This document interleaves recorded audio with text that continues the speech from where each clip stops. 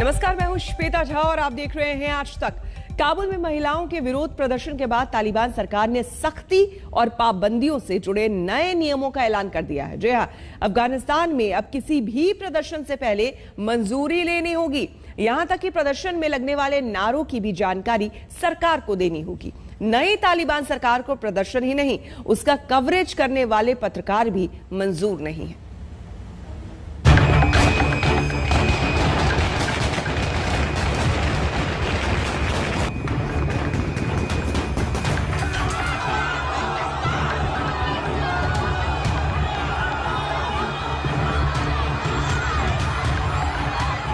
ये अपने हक के लिए सड़क पर उतरी अफगानी महिलाओं के हौसले की तस्वीर है।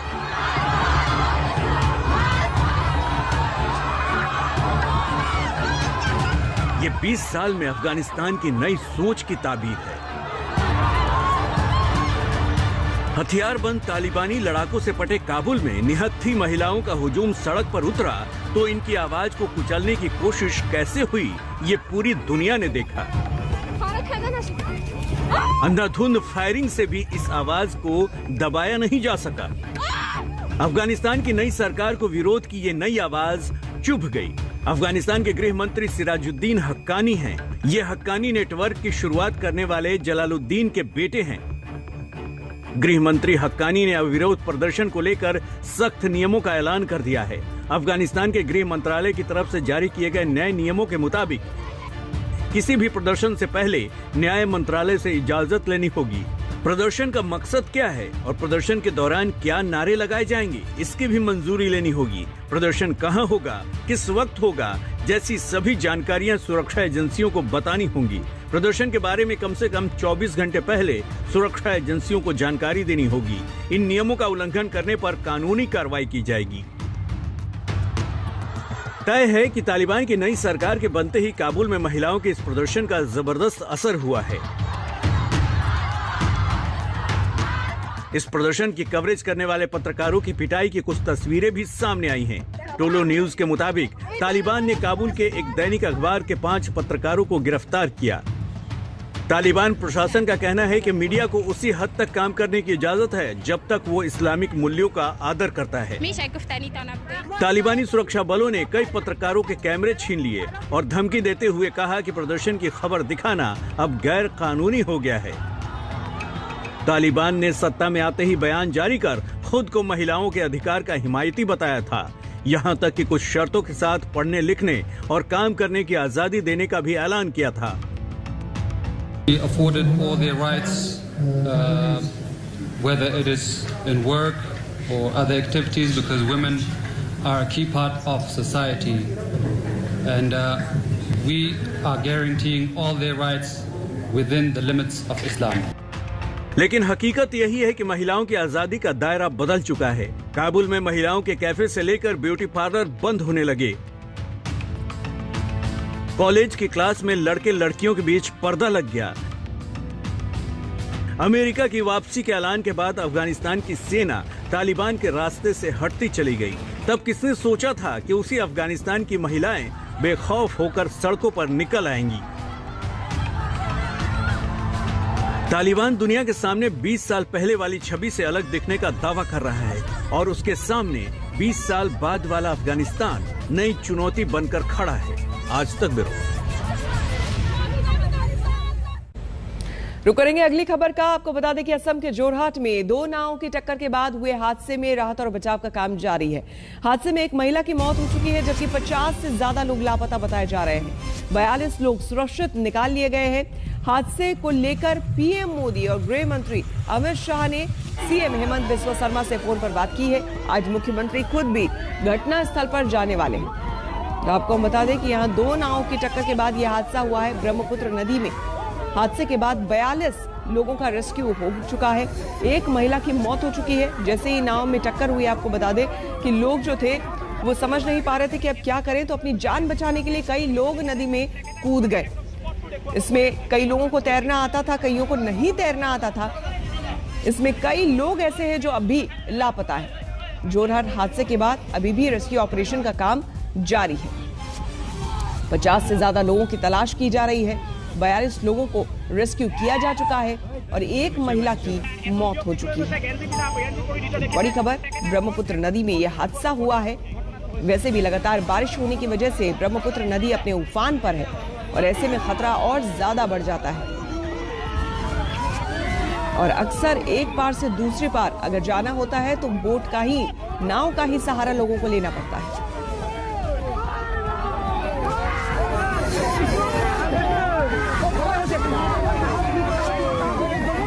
तो ब्रह्मपुत्र नदी में उफान की वजह से आपको हम बता दें कि 2 नावों में भीषण टक्कर हुई, जिसके बाद 50 लोग लापता हैं और रेस्क्यू ऑपरेशन अभी भी जारी है।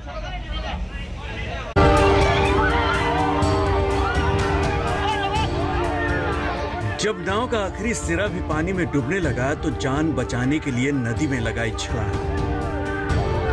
किसी को तैरना आता था, किसी को नहीं, लेकिन डूबती नाव के साथ डूबने से बचने का कोई और रास्ता भी तो नहीं था। असम के जोरहाट में ब्रह्मपुत्र नदी में हुए नाव हादसे के बाद कोहराम मच गया। घटना बुधवार की है। ब्रह्मपुत्र नदी में एक नाव निमती घाट से माजुली जा रही थी और दूसरी माजुली से जोरहट जा रही थी। हादसा उस वक्त हुआ जब नाव माजुली घाट से सिर्फ 100 मीटर दूर थी। दोनों नावों की आमने सामने की टक्कर हो गई। टक्कर के बाद एक नाव पलट गई। बदहवास लोग पानी में कूदने लगे। इस नाव में करीब 120 लोग सवार थे। स्थानीय लोगों की मदद से 40 से ज्यादा लोग सुरक्षित किनारे पर आ गए। राहत और बचाव के लिए एनडीआरएफ और एसडीआरएफ की टीमें मौके पर भेजी गई। फिलहाल गोताखोरों की मदद से लापता लोगों की तलाश की जा रही है। घटना ये है कि 2 उनके बीच में जो बोट थी, एक माजुली से निमाती आ रही थी और निमाती से जो माजुली जा रही थी, इनके बीच में टक्कर हो गई। तो उसमें जो छोटी बोट थी वो ब्रेक होकर वो कैप्साइज हो गई। अप्रोक्सीमेटली अभी हमारा 30 आदमी मिसिंग है, बट वी आर होपफुल क्योंकि बहुत जल्दी ही हमारे यहाँ पे रेस्क्यू चला था और ये बहुत दूर नहीं था बैंक से जहाँ पे ये कैप्साइज हुई है। तो हमें और है कि कुछ लोग और भी हमें अभी रेस्क्यूड हैं, घरों में होंगे या कहीं अपने पहचान वालों के यहाँ गए होंगे, तो ये मिल सकते हैं। हादसे को लेकर पीएम मोदी और गृह मंत्री अमित शाह ने संवेदना जताई है। सीएम हिमंता विश्व शर्मा लगातार बचाव कार्य को लेकर बड़े अधिकारियों को निर्देश दे रहे हैं।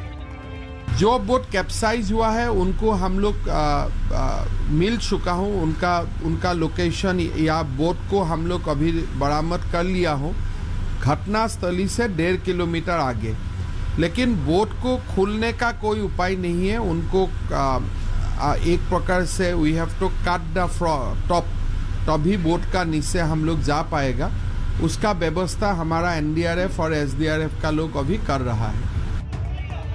हादसे के बाद दूसरी नाव की मदद से कुछ लोगों की जान बचाई जा सकी, लेकिन अब भी कई लोगों का कोई पता नहीं चला है।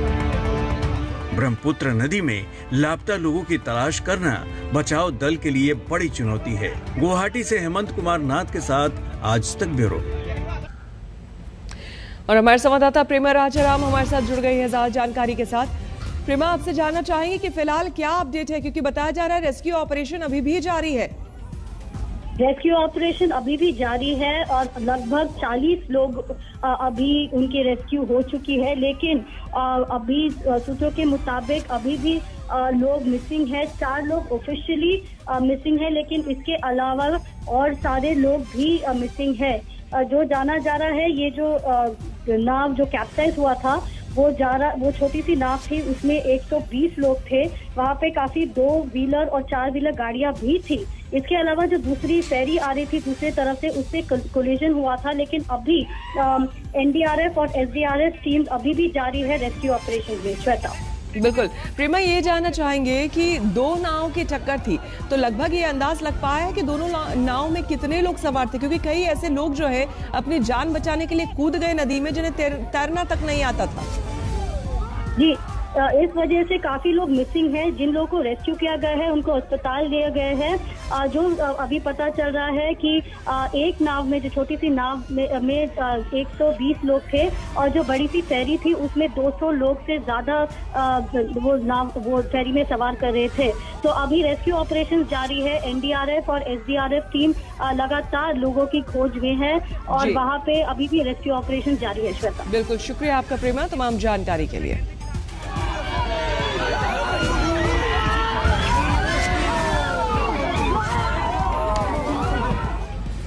रुक करेंगे अगली खबर का। आपको बता दें, भारतीय क्रिकेट कंट्रोल बोर्ड ने टी20 वर्ल्ड कप के लिए टीम इंडिया का ऐलान कर दिया है। इस बार टी20 वर्ल्ड कप के लिए बीसीसीआई ने महेंद्र सिंह धोनी को इंडिया के मेंटोर की भूमिका के लिए चुना है। धोनी आईसीसी की तीनों मेजर ट्रॉफी जीतने वाले इकलौते कप्तान हैं।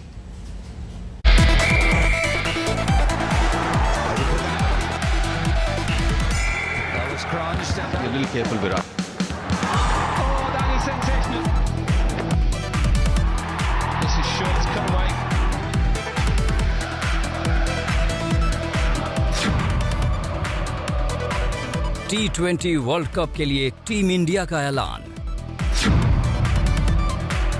एमएस धोनी करेंगे टीम को मोटिवेट करने का काम।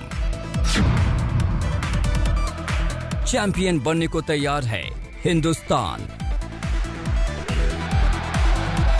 क्रिकेट के फटाफट फॉर्मेट यानी टी20 के महाकुंभ के लिए टीम इंडिया का ऐलान कर दिया गया है।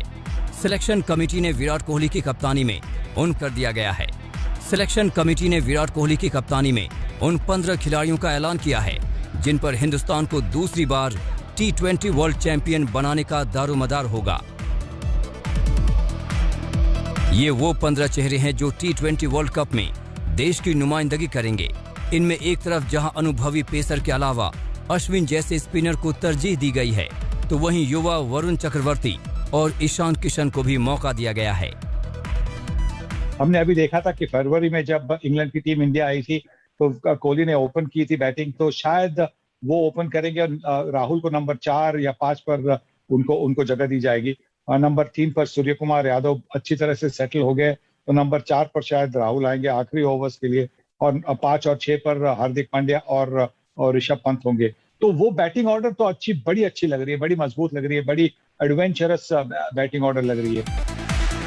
इन 15 चेहरों के अलावा टीम इंडिया के ऐलान में जिस सबसे बड़े नाम ने धूम मचाई है वो है एमएस धोनी का। इस वर्ल्ड कप के लिए उन्हें टीम का मेंटोर बनाया गया है।